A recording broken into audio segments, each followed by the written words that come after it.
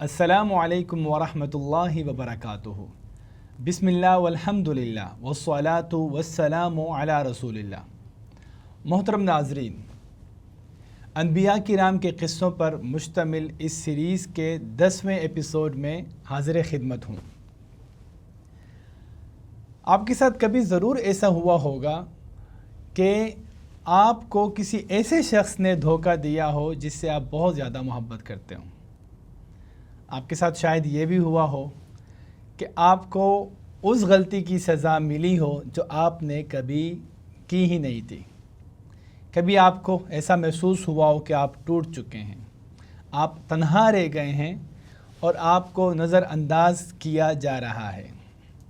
ان تمام چیزوں کے باوجود اگر آپ مثبت رہنا چاہتے ہیں، اگر آپ پر امید رہنا چاہتے ہیں، اگر آپ چاہتے ہیں کہ آپ لوگوں کو معاف کریں اور آپ چاہتے ہیں کہ لوگوں کے ساتھ احسان کا معاملہ کریں، تو یہ کہانی آپ کے لیے ہے۔ حضرت یوسف علیہ السلام کی کہانی، ایک ایسے شخص کے جن کو اللہ عز و جل نے کنعان کے کنویں سے اٹھا کر مصر کے سب سے اونچے تخت پر بٹھا دیا۔ سیدنا یوسف علیہ السلام ثابت قدمی کے پیکر، صبر و شکر سے لبریز اور بلند کردار کے حامل تھے۔ یہ کہانی ہے سب سے خوبصورت کہانی، یہ ہے احسن القصص۔ اللہ عز و جل نے قرآن مجید میں ان کے نام سے ایک پوری سورت نازل کی، اور اس پوری سورت کے اندر حضرت یوسف علیہ السلام کی داستان پوری ایک ترتیب کے ساتھ بیان کی گئی ہے۔ یہ کہانی شروع ہوتی ہے کہ جب یوسف علیہ السلام بچے ہوتے ہیں، وہ ایک خواب دیکھتے ہیں اور وہ اپنا خواب سنانے کے لیے اپنے والد یعقوب علیہ السلام کے پاس آتے ہیں۔ قرآن مجید بیان کرتا ہے کہ اذ قال یوسف، جب یوسف علیہ السلام اپنے والد سے کہتے ہیں لأبیہ یا ابتی انی رأیت 11 کوکبا والشمس والقمر رأیتهم لی ساجدین، کہ بابا جان میں نے خواب دیکھا کہ ایک سورج، ایک چاند اور 11 ستارے وہ مجھے سجدہ کر رہے ہیں۔ ان سب کو میں نے اس حال میں دیکھا کہ وہ سجدہ ریز ہیں میرے آگے۔ تو ان کے والد یعقوب علیہ السلام، جو کہ خوابوں کے معبر تھے، جو خود نبی تھے، وہ سمجھ گئے کہ اللہ عز و جل نے اگلا نبی اگر کسی کو ان کے بیٹوں سے چننا ہے تو وہ یوسف ہیں۔ تو اس لیے فرمایا کہ بیٹا یوسف، تم نے یہ خواب کسی کو نہیں سنانا، اور خصوصاً اپنے بھائیوں کو نہیں سنانا۔ فَيَكِيدُوا لَكَ كَيْدًا، وہ تمہارے خلاف پلاننگ کریں گے، they will plot against you۔ لیکن پھر یوں ہوتا ہے کہ یوسف علیہ السلام کے اس خواب کی خبر ان تک پہنچ جاتی ہے۔ اللہ عز و جل یوسف اور ان کے بھائیوں کے بارے میں فرماتے ہیں لَقَدْ كَانَ فِي يُوسُفَ وَإِخْوَتِهِ آيَاتٌ لِلسَّائِلِينَ، یوسف اور ان کے بھائیوں میں نشانیاں ہیں سوال کرنے والوں کے لیے۔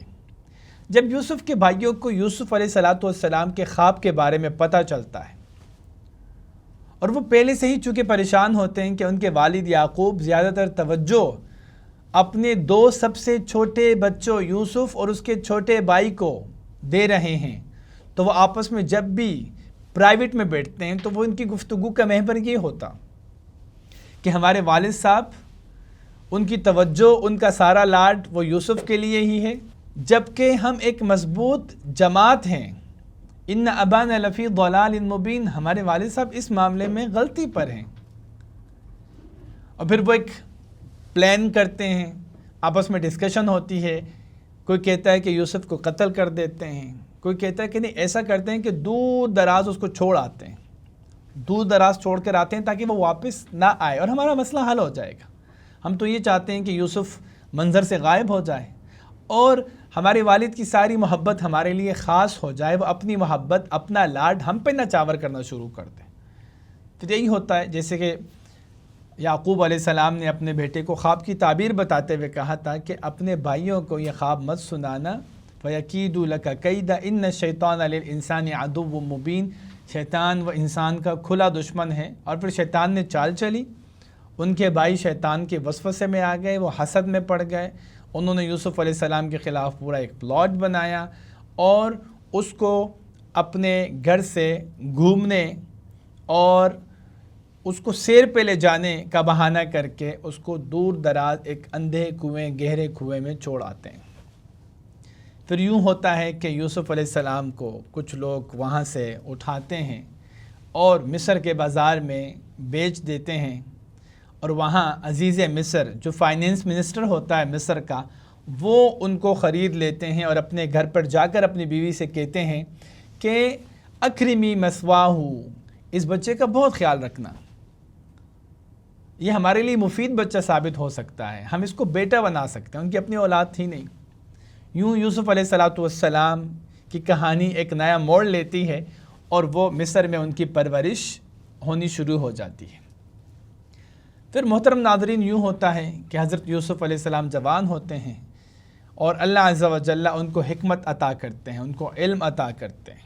جب وہ جوان ہوتے ہیں تو شیطان ایک اور چال چلتا ہے۔ یہاں یوسف علیہ السلام کی ایک اور آزمائش شروع ہوتی ہے کہ عزیز مصر کی وہ بیوی وہ اس نوجوان یوسف پر فریفتہ ہونی شروع ہو جاتی ہے اور ان کے دل میں اس کی محبت گھر کر جاتی ہے۔ پھر وہ مختلف بہانوں سے حضرت یوسف کے قریب آنی شروع ہو جاتی ہے، اور یہاں تک کہ ایک دن وہ آتا ہے کہ وہ دروازے سارے بند کر کے یوسف کو اپنی طرف متوجہ کرتی ہے اور کہتی ہے ہائی تلک، گناہ کی دعوت دیتی ہے، اپنی طرف متوجہ کرتی ہے تاکہ وہ اس کے ساتھ تعلق قائم کر لیں۔ لیکن یوسف علیہ السلام لولا ارآ برہان ربی، اللہ عز و جل نے اپنی خاص توفیق سے یوسف کو یہاں پر وہ بچاتے ہیں، اور جب یوسف کو اللہ تعالیٰ بچاتے ہیں وہ بھاگتے ہیں، اور یہ جو عزیز مصر کی بیوی ہے ان کے پیچھے بھاگتی ہے، اور وہاں پر عزیز مصر کو دونوں نظر آتے ہیں، اور یہ سارا کا سارا الزام چنانچہ حضرت یوسف علیہ السلام کے اوپر لگایا جاتا ہے۔ اور محترم ناظرین، پھر یوں ہوتا ہے کہ معاملہ کھلنے کے باوجود فیصلہ یہ سنایا جاتا ہے کہ یوسف کو اب اگلے کچھ سال قید خانے میں گزارنے پڑیں گے۔ یوسف علیہ السلام جب جیل جاتے ہیں تو اپنے حسن اخلاق کی وجہ سے وہاں قیدیوں کا دل جیتتے ہیں، ان کے مریضوں کی عیادت کرتے ہیں، وہ ان کو موٹیویٹ کرتے ہیں، امید دلاتے ہیں، ان کی مایوسی ختم کرتے ہیں۔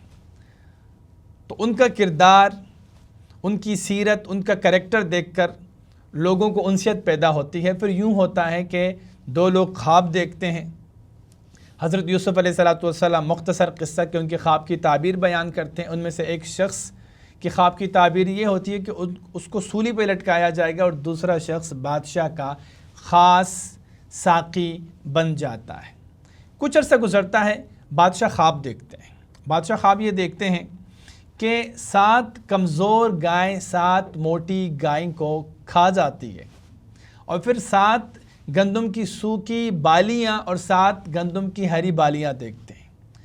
وہ اپنے اہل دربار، اپنے وزراء کو جمع کرنے کے بعد ان سے خواب کی تعبیر پوچھتے ہیں، لیکن وہ خواب کی تعبیر بتانے میں ناکام ہوتے ہیں۔ اور یہاں پر وہ ساقی جو کہ حضرت یوسف کا وہ زندان کا ساتھی رہ چکا تھا، ان کو حضرت یوسف کی یاد آتی ہے، اور بادشاہ سے وہ اجازت طلب کرتے ہیں کہ ان کو دوبارہ جیل میں بھیجا جائے، وہ یہ خواب کی تعبیر ضرور بتائیں گے۔ اور اس طرح حضرت یوسف علیہ السلام کے پاس وہ دوبارہ جاتے ہیں اور ان سے خواب کی تعبیر پوچھتے ہیں، اور حضرت یوسف علیہ السلام ان کو خواب کی تعبیر بتاتے ہیں۔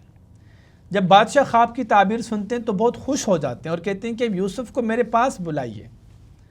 اور یوسف علیہ السلام یہاں پر پھر ایک مطالبہ کرتے ہیں کہ میں جیل سے اس وقت نکلوں گا جب سب سے پہلا میرا فرد جرم مجھ پر عائد کیا گیا تھا، اس کو سب سے پہلے اس کیس کو دوبارہ ری اوپن کیا جائے کہ میرا قصور کیا تھا، میرا جرم کیا تھا، مجھے کیوں جیل میں ڈالا گیا تھا۔ جب تک وہ معاملہ کھلتا نہیں ہے، وہ مقدمہ اثر نو، اس کی سنوائی نہیں ہوتی، تو میں اس وقت تک جیل سے باہر نکلنے کے لیے تیار نہیں ہوں۔ بادشاہ کی دلچسپی اور بڑھ جاتی ہے، چنانچہ اس کیس کو دوبارہ ری اوپن کیا جاتا ہے، اور جو عزیز مصر کی بیوی ہوتی ہے وہ گلٹی پروو ہو جاتی ہے، وہ اعتراف جرم کرتی ہے اور اس بات کی صفائی پیش کرتی ہے کہ یوسف کا کوئی قصور نہیں تھا علیہ السلام۔ اور اس کے بعد پھر جب یہ معاملہ واضح ہو جاتا ہے، یوسف کے سفید دامن پر لگا ہوا داغ جب دھل جاتا ہے اور ان کی پارسائی اور ان کی پاکیزگی جب ثابت ہو جاتی ہے تو اس وقت پھر بادشاہ ان کو بلاتے ہیں اور کہتے ہیں کہ اس کو لے کر آؤ میرے پاس، استخلصہ لنفسی، میں انہیں خاص اپنے پاس منصب دوں گا۔ چنانچہ جب یوسف علیہ السلام ان کے پاس آتے ہیں، ان کے آپس میں ڈسکشن ہوتی ہے، گفتگو ہوتی ہے، تو بادشاہ اور متاثر ہو جاتے ہیں اور بادشاہ ان کو جاب آفر کرتے ہیں اور کہتے ہیں تمہیں میرے پاس رہنا ہے۔ تو یوسف جب ان کی جاب کی پیشکش کے بعد خود اپنے لیے ایک کردار، ایک کام، ایک شعبہ مختص کرتے ہیں کہ بادشاہ سلامت اجعلنی علی خزائن الارض انی حفیظ علیم، آپ نے اگر مجھے جاب آفر ہی کی ہے پھر آپ ایسا کریں کہ مجھے پھر آپ فائنینس منسٹر بنا دیں، مجھے زمین کے خزانوں کا مالک بنا دیں، کیونکہ میرے پاس ایکسپیرینس بھی ہے اور میرے پاس علم بھی ہے۔ یعنی وہ ان کے پاس اس حوالے سے نالج بھی، ان کے پاس اس حوالے سے سکلز بھی تھے۔ تو جب وہ اپنے لیے یہ کام چنتے ہیں تو اس کے بعد پھر کہانی ایک نیا موڑ لیتی ہے۔ یوسف علیہ السلام نے بادشاہ کے خواب کی تعبیر یہ بتائی تھی کہ اب پہلے 7 سال وہ انتہائی بہترین بارشیں ہوں گی، 7 سال تک غلہ اگے گا، اور اس کے بعد 7 سال بعد خشک سالی ہوگی، بارشیں بند ہو جائیں گی، اور اس کے بعد زمین اپنا غلہ نکالنا ختم کر دے گی۔ اس خشک سالی اور قحط کے دور میں مصر اور مصر سے باہر کے جو علاقے تھے وہ سب اس کی لپیٹ میں آتے ہیں، اور یوں یوسف علیہ السلام کی ابتدائی پرو ایکٹیو ہونا، ان کی پیشگی تدبیر کی وجہ سے مصر کے اندر ٹھیک ٹھاک غلہ وہ محفوظ کر لیتے ہیں، اور لوگ پھر پیسے دے کر مصر سے غلہ خریدنے کے لیے آتے ہیں۔ اس طرح یوسف علیہ السلام کے پاس جہاں بہت سارے لوگ غلہ لینے کے لیے آتے رہے، ان کے ایک دن اپنے بھائی بھی ان کے پاس غلہ لینے کے لیے پہنچ جاتے ہیں۔ اور پھر محترم ناظرین، اس طرح ہوتا ہے کہ یہ بھائی 3 دفعہ آتے ہیں یوسف علیہ السلام کے پاس مختلف اوقات میں، اور یوسف علیہ السلام کو پہچان لیتے ہیں، اِنَّكَ لَأَنْتَ یوسف، اور ان میں سے ایک بھائی کہتے ہیں ارے تم تو یوسف ہو، اور یوسف کہتے ہیں کہ ہاں میں ہی یوسف ہوں جس کو تم نے کنویں میں پھینکا تھا۔ نہیں، یوسف علیہ السلام نے ان کو ملامت نہیں کیا، کہا کہ میں یوسف ہوں اور میرا چھوٹا بھائی بنیامین ہے، اللہ نے ہم پر احسان کیا۔ اور اس طرح یوسف علیہ السلام پھر اپنے تمام گھر والوں کو مصر بلاتے ہیں، اور جب مصر بلاتے ہیں اپنے والدین کو اپنے تخت پر بٹھاتے ہیں، اور اس وقت یہ سارے کے سارے بھائی اور اس کے والدین، ماں اور باپ، یہ سب سجدہ ریز ہو جاتے ہیں۔ اس طرح یوسف علیہ السلام کی وہ خواب کی تعبیر وہ پوری ہو جاتی ہے کہ جب ایک سورج یعنی یعقوب اور ایک چاند ان کی والدہ اور 11 ستارے ان کے 11 بھائی یوسف کے لیے تعظیم کا سجدہ کرتے ہیں۔ جب یہ سب کچھ ہوتا ہے تو یوسف علیہ السلام اس وقت کیا کہتے ہیں؟ یوسف علیہ السلام کہتے ہیں کہ یا ابتی، اے ابا جان، ھذا تعبیر رؤیایا قد جعلها ربی حقا، ابا جان یہ وہ خواب جس کی تعبیر اللہ نے سچ کر دکھایا، اس خواب کو اللہ عز و جل نے سچ کر دکھایا، اس کی تعبیر ثابت ہو گئی۔ اور ابا جان اللہ کا کتنا احسان ہے کہ اللہ نے مجھے جیل سے باہر نکالا، اور تمہیں دیہاتی علاقوں سے نکال کر اللہ نے میرے پاس مصر جیسے متمدن شہر میں اللہ تمہیں آپ لوگوں کو لے آیا۔ اور ابا جان اللہ کا کتنا احسان ہے کہ میرے پاس میرے بھائی واپس آ گئے ہیں، اس کے بعد کہ شیطان نے ہمارے درمیان ایک رخنا اور ایک جھگڑا ڈال دیا تھا۔ اللہ اکبر۔ محترم ناظرین، یہاں پر اگر ایک وقفہ لیں، اور یہاں پر اس بات کو میں ہائی لائٹ کرنا چاہتا ہوں کہ ہماری زندگیوں میں بہت سارے مسائل ہوتے ہیں اور اس کے بعد کچھ اچھائیاں ہوتی ہیں، لیکن جب ہم اپنی آپ بیتی سناتے ہیں کسی کو، ہم اپنا ماضی کسی کو بتاتے ہیں، تو ہمارے غم، ہماری پریشانیاں ہم زیادہ بیان کرتے ہیں، اور وہ جو نعمتیں ہوتی ہیں ان کو ہم ڈیلیٹ مار دیتے ہیں، اگنور کرتے ہیں یا ان کو کم سمجھتے ہیں۔ لیکن یوسف علیہ السلام کی زندگی کا یہ فریم ورک اور ان کا یہ ایٹیٹیوڈ ہمیں سکھاتا ہے کہ زندگی میں سے ماضی میں گزرے ہوئے سارے غم کو ڈیلیٹ مارتے ہیں۔ کہ یوسف علیہ السلام نے اپنے والد کو اپنی پوری داستان نہیں سنائی کہ میرے بھائیوں نے مجھے کنویں میں ڈالا، پھر میرے ساتھ کیا کیا ہوا۔ اس کے مقابلے میں یوسف نے اللہ عز و جل کی ان نعمتوں کو ہائی لائٹ کیا جو اللہ عز و جل نے اس آزمائش کے دور کے بعد یوسف علیہ السلام کو وہ نعمت عطا کی تھی۔ اس کے بعد دعا کرتے ہیں کہ رب قد آتیتنی من الملک وعلمتنی من تأویل الاحادیث فاطر السماوات والارض انت ولی فی الدنیا والآخرہ توفنی مسلما والحقنی بالصالحین۔ اللہ سے دعا کرتے ہیں کہ اللہ آپ کا شکر ہے، آپ نے مجھے بادشاہت عطا کی، مجھے آپ نے گہری باتوں کا علم دیا، آپ زمین و آسمان کے مالک ہیں، آپ مجھے نیک لوگوں کے ساتھ شامل کر دیں اور فرمانبرداری کی حالت میں مجھے موت دیں۔ تو محترم ناظرین، یہ مختصر سٹوری داستان یوسف علیہ السلام کی زندگی میں سے، جس میں 3 بنیادی باتیں اگر ہم اس کو ہائی لائٹ کریں، 3 بنیادی باتیں اگر ہم اس کہانی سے سیکھ لیں تو ہماری زندگی آسان ہو جائے گی۔ ان میں سے پہلی چیز ہے ثابت قدمی، صبر، لمبا انتظار۔